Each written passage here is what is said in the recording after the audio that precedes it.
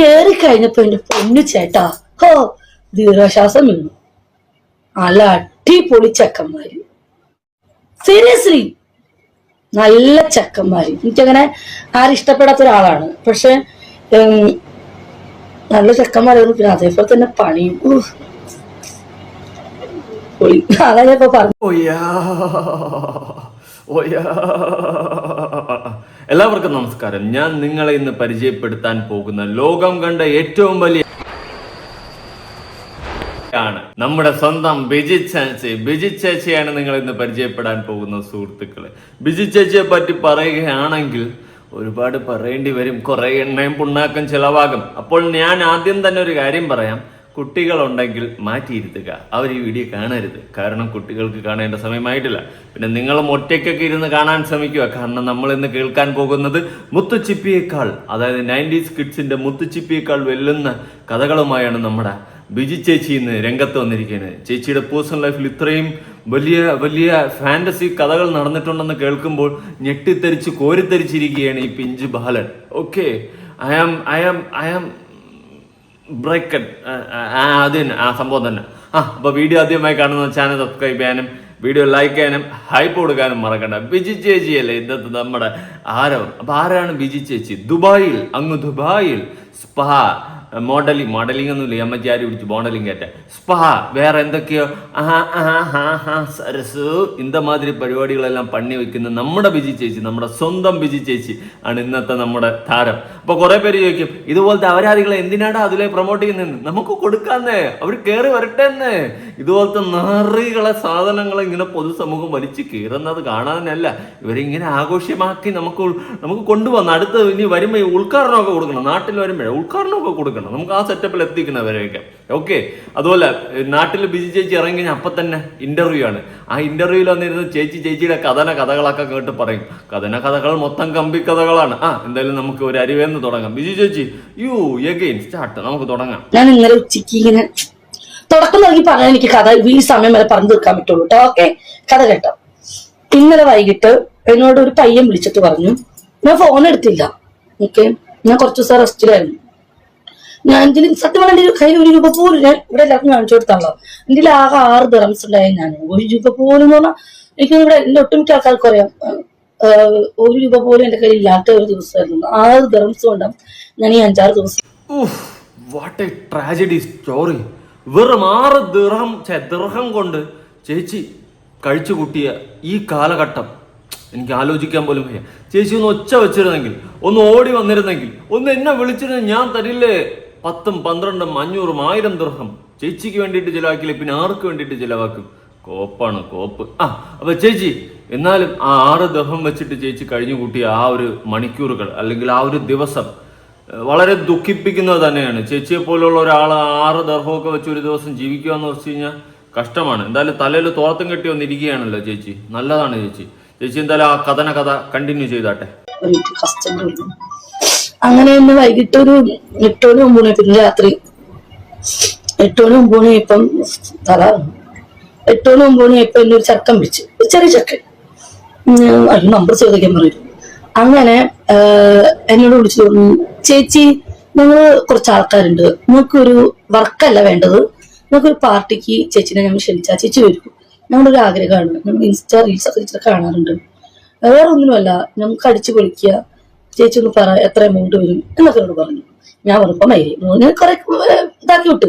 പാർട്ടിയിലെ പുഷ്പ പാർട്ടിയിലെ ചേച്ചി അങ്ങനെ ഏതൊക്കെ 2-3 ചെക്കന്മാര് ചേർന്ന് വിളിക്കുകയാണ്, ചേച്ചി പാർട്ടിക്ക് വരുവോ? എന്തുവാടേ ഗാങ് ബാങ്.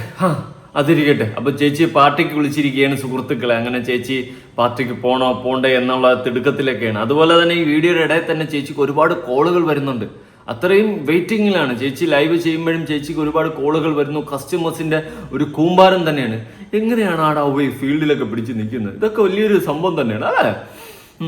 പക്ഷെ ഒരു ദിവസം നിങ്ങൾക്കും കുടുംബം ഉണ്ടെങ്കിൽ എനിക്കറിയത്തില്ല ഉണ്ടോ ഇല്ലെന്നൊന്നും, ഉണ്ടെങ്കിൽ നാളെ ആ മക്കള് നിങ്ങളടുത്ത് ചോദിക്കും, ഈ അവരാധിച്ചുണ്ടാക്കിയ പൈസയാണല്ലോ എന്ന്. ഇപ്പം നമ്മുടെ കിച്ചു ചോദിച്ചതുപോലെ രണാസുനെ എടുത്ത് വെച്ച് റീല് കാണിച്ചിട്ട് അതുപോലെ ചോദിക്കൂടി. അന്നൊക്കെ നീ പഠിക്കത്തുള്ളൂ, അന്ന് നീയൊക്കെ പഠിക്കും. പിന്നെ നീയൊക്കെ ഇനി എന്തോന്ന് ടിക്കറ്റ് എടുത്ത് പഞ്ചറായ ലോറി പോലെ ഇരിക്കുകയാണ്.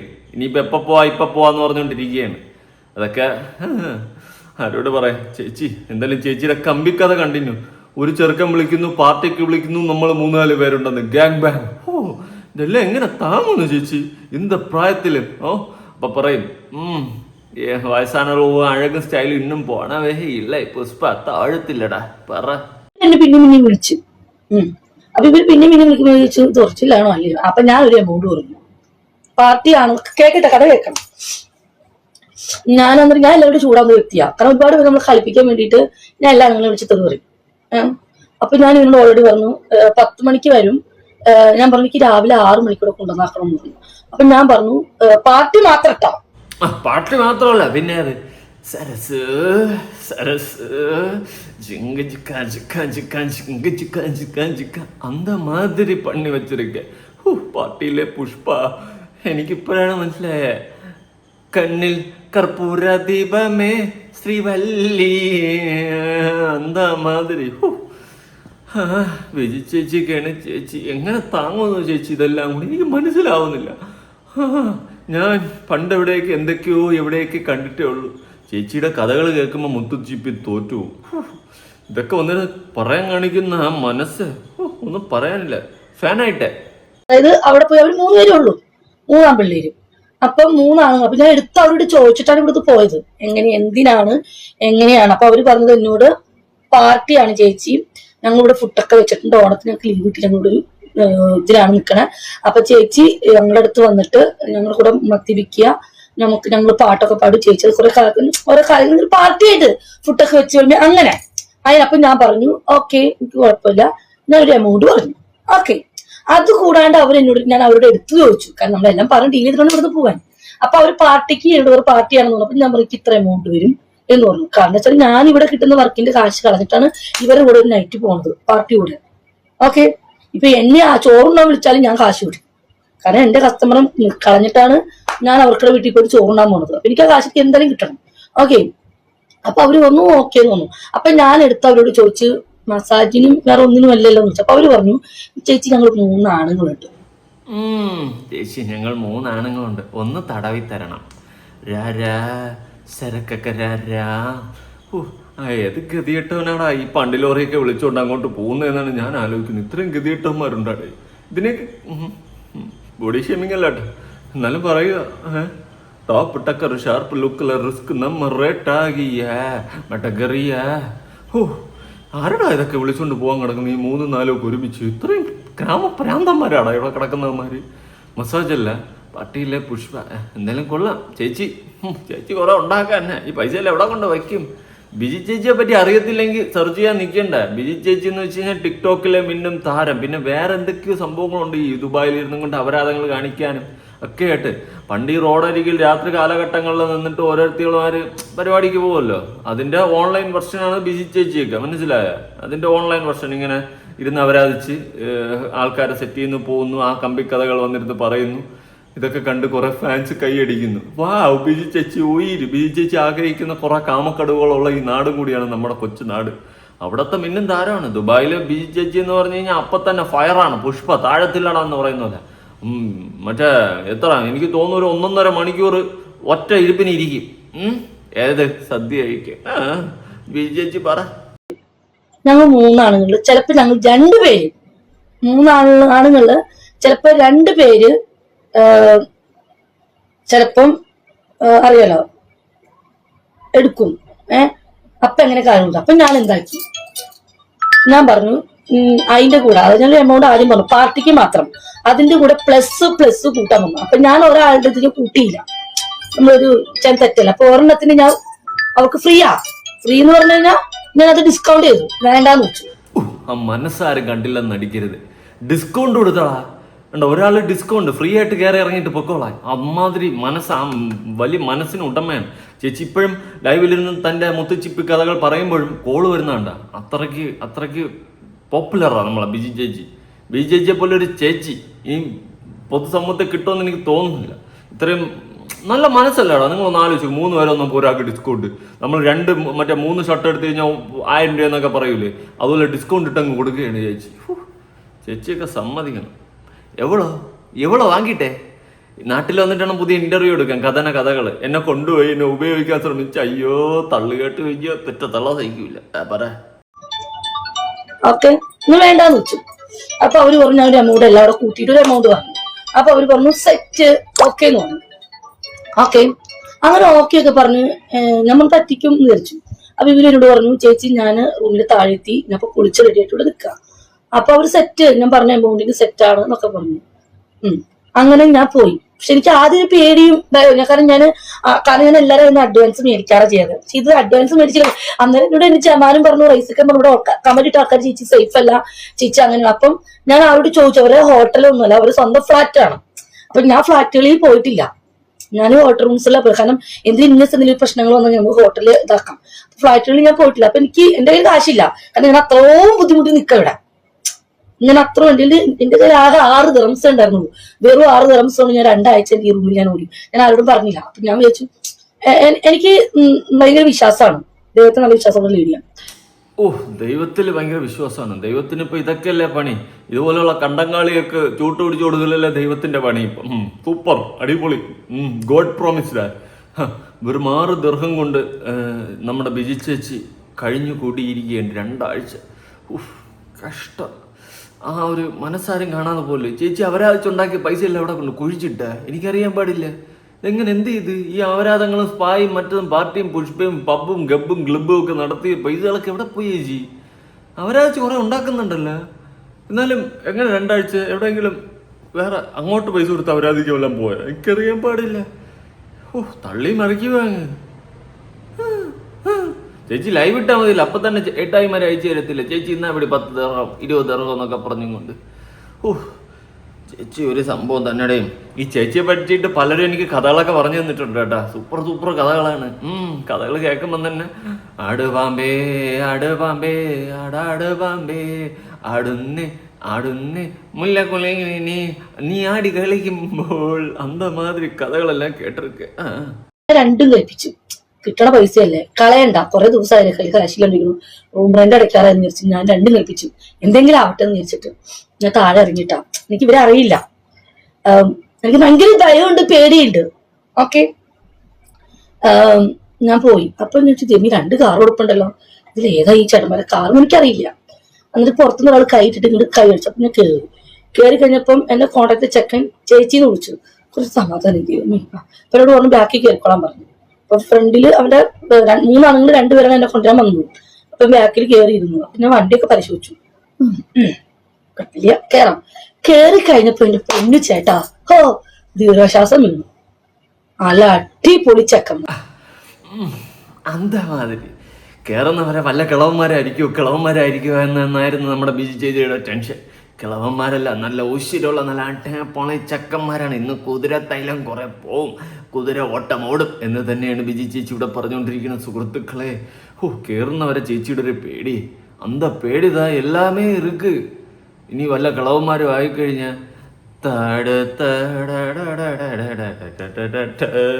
അന്തമാതിരി ആയിപ്പോന്ന് ചേച്ചിക്ക് പേടിയായത്. കയറി കഴിഞ്ഞപ്പോഴേ ഒരു ആശ്വാസമായിരുന്നു. നല്ല സ്ട്രോങ് കുതിര ശക്തികളാ. എന്തായാലും ചേച്ചി പറ. സീരിയസ്ലി നല്ല ചെക്കന്മാര്. ഞാൻ വെച്ചാൽ എനിക്ക് ഭയങ്കര ടെൻഷനും വരികയായിരുന്നു. വണ്ടി കയറി ഷാർജ എത്തുന്നോടം വരെ എനിക്ക് ഭയങ്കര വിറയായിരുന്നു. ഇവരെന്നോട് കുറെ നേരം സംസാരിക്കുമ്പോൾ ഞാൻ കൂളായി. അപ്പോഴോട് ചേച്ചി കൂളാവ്, ഞങ്ങൾ ചേച്ചിനെ പറ്റിക്കോ ചതിക്കോന്ന് വെച്ചാൽ ചേച്ചിയുടെ കാര്യങ്ങൾ ഞങ്ങൾക്കറിയാം, ഫാമിലിയൊക്കെ ഞങ്ങൾക്കറിയാം, അങ്ങനെ റോങ് അല്ല, ഞങ്ങളുടെ ജോലി ഇങ്ങനെയൊക്കെയാണെന്ന് തോന്നുമ്പോൾ കൂളായി. ഇപ്പൊ ഷാർജ എത്തി. നല്ല ചെക്കന്മാരാണ്, പൊളി ചെക്കന്മാർ. 3 ചെക്കന്മാരും ഒന്നിനൊന്നും മെച്ചം. എനിക്ക് കുറ്റം പറയാൻ ഒരു വോയിസും ഇല്ല. കാരണം നല്ല ചുള്ളന്മാർ. ഇന്ന് കുറെ എണ്ണ പുണ്ണാക്കും ചെലവാവും സരസ് എന്ന് പറഞ്ഞു പയ്യന്മാർ നല്ല ചുള്ളു ചെക്കന്മാരാടി ആട് പാമ്പേ. ചേച്ചി പൊളിയാനുണ്ടോ, ഒരു രക്ഷയില്ല.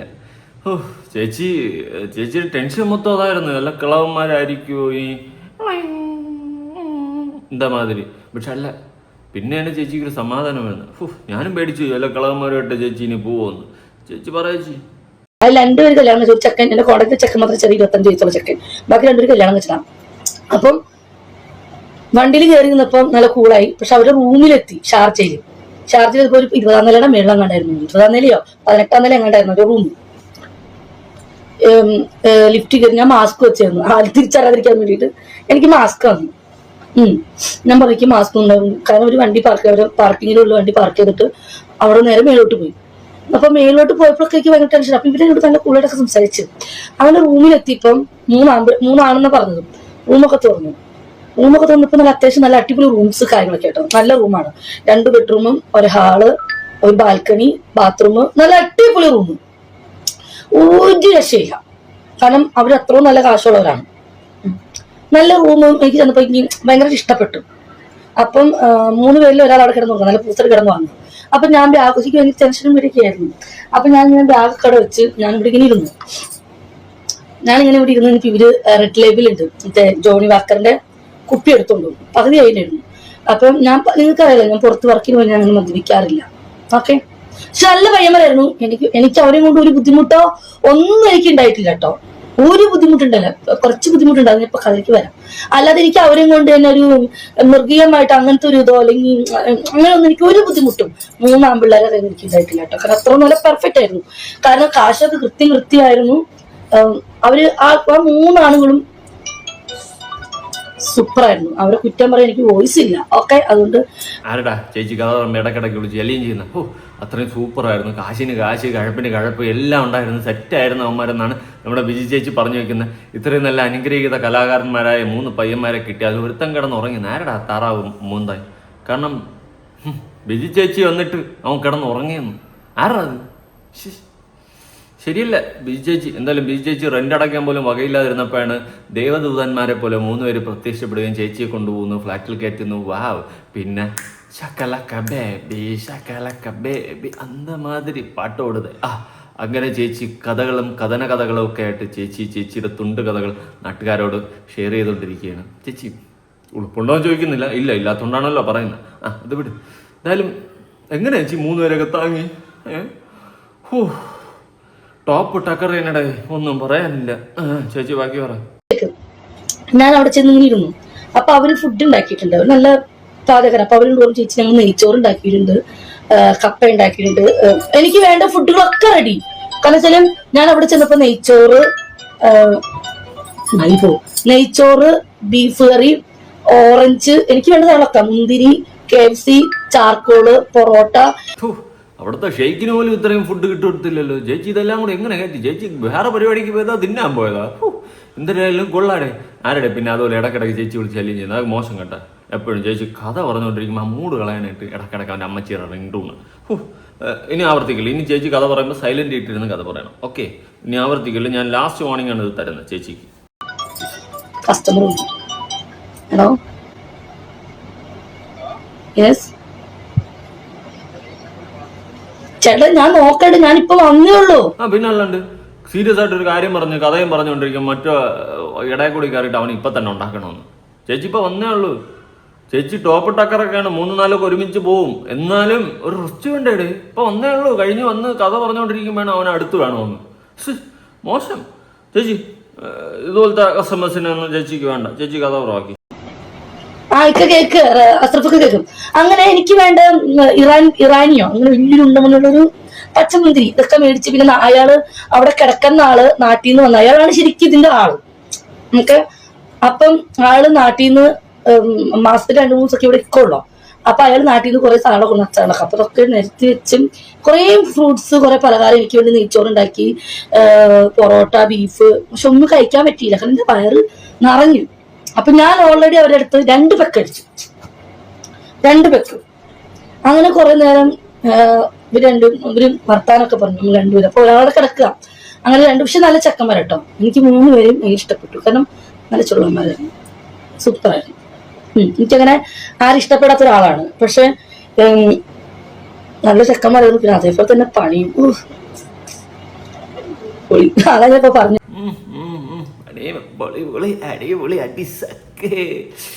ചേച്ചിക്ക് ഇഷ്ടപ്പെട്ടല്ലോ, അത് മതി. ഇടയ്ക്ക് അതൊരു കിളവനാണ് വിളിച്ചത്. അതാണ് ചേച്ചി എടുത്ത് വെച്ചിട്ട് പോടേ എന്ന് പറഞ്ഞ് എടുത്തെറിഞ്ഞത്. ചേച്ചിക്ക് നല്ല ചുള്ളാൻ ചെക്കന്മാരെ ഇഷ്ടം. இந்த പ്രായത്തിലും ചേച്ചി ஓடு அந்த வண்டி ஓட்டம் தான் பிடிச்சிருக்கு. அவ்வளோ ஓட்டம். இந்த மாதிரிலாம் ஓட முடியுமா? உங்களால் முடியுமா? ചേച്ചി എല്ലാം ഓടിയിട്ട് இருக்கு. டாப்பு டக்கருடா, டாப்பு டக்கரு, ஷார்ப்பு லுக்கு, ரிஸ்க் நம்ம റേറ്റ്. പറ ചേച്ചി ബാക്കി കഥയും കൂടി.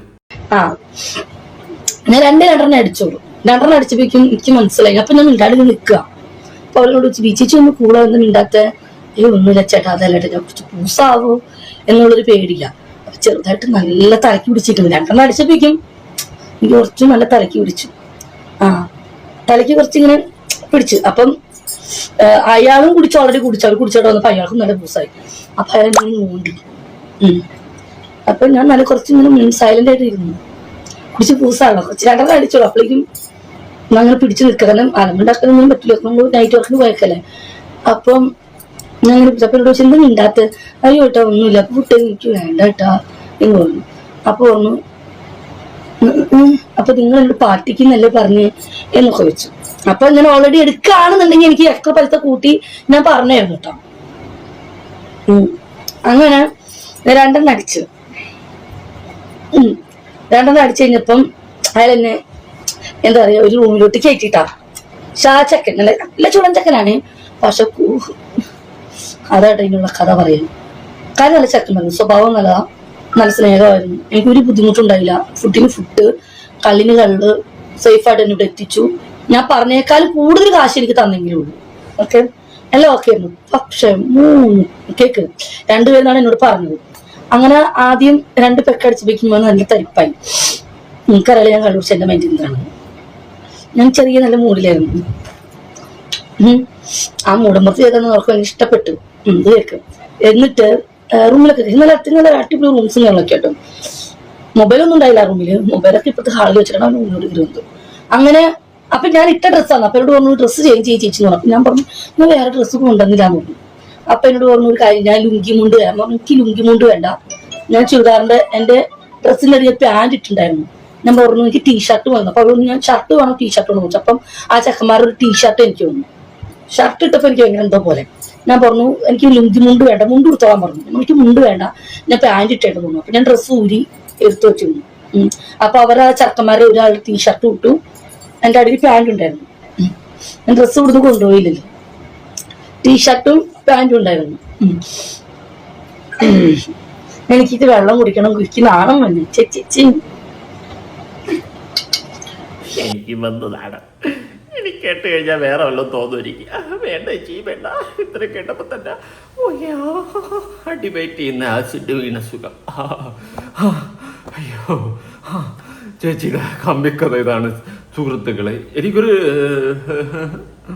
കഴപ്പികളെ കൊണ്ട് തോറ്റ് കടി കടി കടി കടി. ചേച്ചി എന്നാൽ 6 ദർഹം വെച്ച് എങ്ങനെ 2 ആഴ്ച പോകാമെന്നാണ് എനിക്ക് ഇതുവരെ പിടിയിട്ടത്. ഇതുപോലെ അവരാഴ്ച ഉണ്ടാക്കിയ പൈസ എല്ലാം കാറ്റത്ത് പറത്തി വിട്ട. എന്തായാലും അതവിടെ നിൽക്കട്ടെ സുഹൃത്തുക്കളെ. ചേച്ചി ഒരു മിന്നും താരമാണ്. ഞാനൊരു കാര്യം ചോദിക്കട്ടെ, ഈ ദുബായ്, ഷാർജ ഇവിടെയൊക്കെ വൻ വിഷയങ്ങളല്ലേ ഇത്തരം കേസുകളൊക്കെ? ഇവളമാരെ പോലെ ഉള്ളതിനെ നിങ്ങൾക്ക് അവിടെ എവിടെയെങ്കിലും പിടിച്ചിട്ട് കൊടുക്കാൻ പാടില്ല. ഈ വീഡിയോകൾ കൊണ്ട് തന്നെ അവിടെ കാണിച്ച് ഇത് മലയാളം മാറ്റി അറബിയിലാക്കി അമ്മമാർക്ക് പറഞ്ഞു കൊടുത്ത് മനസ്സിലാക്കിയതാ ഇവൾ ഇവിടെ ഇരുന്ന് അപരാധിക്കുന്നവളാണെന്ന് പറഞ്ഞ് മനസ്സിലാക്കി കൊടുത്ത് കേസ് കൊടുത്ത് അങ്ങനെ എന്തെങ്കിലുമൊക്കെ എടുത്ത് ചാടിക്കാനുള്ള വകുപ്പൊന്നും ഇല്ലേ? അറിയാൻ പാടില്ല, അതുകൊണ്ടാണ് ചോദിച്ചത്. ഇവളുമാരെ അവിടെ ഇരുന്ന് കൊണ്ട് കാണിക്കുന്ന അവരാത്. ഇനി നാട്ടിൽ വന്നിട്ട് ഇന്റർവ്യൂ ഉദ്ഘാടനം എന്ന് പറഞ്ഞാൽ അടുത്ത് അവരാധിച്ചുകൊണ്ട് നടക്കും, നാടും നശിപ്പിക്കും. മലയാളികളെ തുലയ്ക്കാൻ വേണ്ടിയിട്ട് കുറെ അപരാധികൾ അവിടെ കിടന്ന് കഷ്ടപ്പെട്ട് മരുഭൂമിയിൽ കിടന്ന് പണിയെടുക്കുന്ന മലയാളികളായിട്ടുള്ള ആൾക്കാരെ യൂസ് ചെയ്യാനായിട്ട് ഇവളെപ്പോലുള്ളവളുമാര് ഇറങ്ങും. അവസാനം വീട്ടിൽ, നാട്ടിൽ, കുടുംബത്തിൽ പൈസ പോലും അയക്കാതെ ഇവളുമാരെ പോലെ ഉള്ളതൊക്കെ അവന്മാരെ അങ്ങ് ഉപയോഗിക്കും. മനസ്സിലായ? അവന്മാർ ഇതുപോലെ കാശ് വരെയും അറിയും. സമ്പാദിക്കുന്ന പൈസ എല്ലാം ഇവളുമാരെ പോലെയുള്ള കണ്ട ടോകളുടെ അണ്ണാക്കി കൊണ്ട് ഇട്ട് കൊടുക്കും. കുടുംബത്തിൽ പൈസ അയക്കൂലല്ലോ. അപ്പോൾ വല്ലാത്ത അവസ്ഥ. എന്തായാലും ഇതിനെയൊക്കെ നിരോധിക്കാൻ പറ്റിയ നല്ല കാര്യമായിരിക്കും. പക്ഷെ നടക്കത്തൊന്നുമില്ല. ഇവിടെ ഉള്ള അപരാധികളെ നിരോധിക്കാൻ പറ്റില്ല, പിന്നെ അങ്ങ് ദുബായിൽ ഇരുന്ന് അപരാധിക്കുന്ന അപരാധികളെ. എന്തായാലും നിങ്ങളുടെ അഭിപ്രായങ്ങളും കാര്യങ്ങളും ഉറപ്പെടുത്താൻ പുതിയ വീഡിയോ ആണ്.